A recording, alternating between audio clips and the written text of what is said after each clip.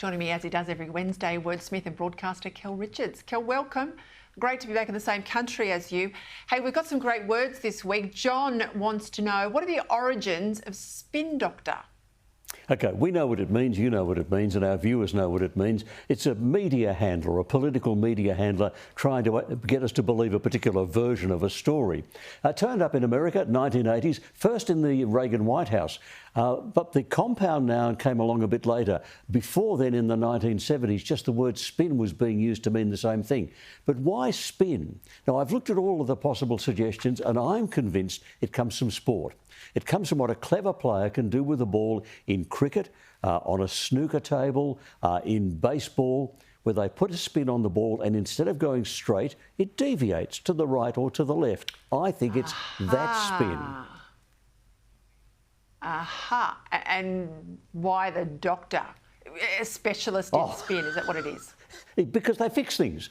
Doctors fix things. If the story is a bad story, the doctor will fix it, put a spin on it. Got it. Marilyn wants to know, where does the expression "at loggerheads" come from? It's quite old. It obviously means an irresolvable sort of conflict. And the Oxford say, we're not too sure, but they've got a good guess. It's an interesting guess. Many years ago, a loggerhead was a thing. It was a tool or an instrument with a long iron handle and a big iron ball at the end. It was heated in a fire and then used to heat liquids in a pot or to melt pitch or tar, that kind of thing.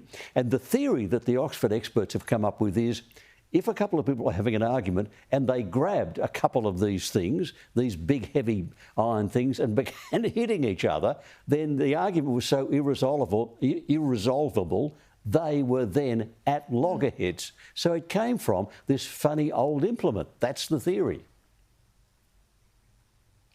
This is one I often use. I've got no idea where it comes from. Storm in a teacup. Joel wants to know, what are the origins here?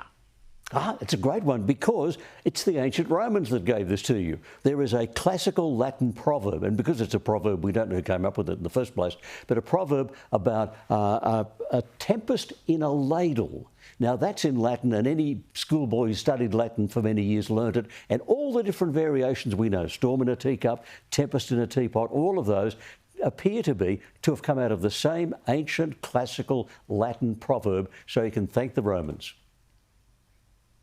Tempest in a ladle. I quite like that one. Hey, impact and affect. Do we have time for that one? Anne wants to know. OK, quickly, can impact be used as a verb? You know, the policy will impact the economy. It irritates lots of people. And I think the reason it irritates them is there is a missing participle. If you say impact on the economy, suddenly the participle appears, suddenly you understand, yes, it makes sense and it's grammatically OK. It's the missing participle that makes people irritated by the word impact. Got it. Anne's all over it. We'll go back to all of this next week. Thank you, Kel.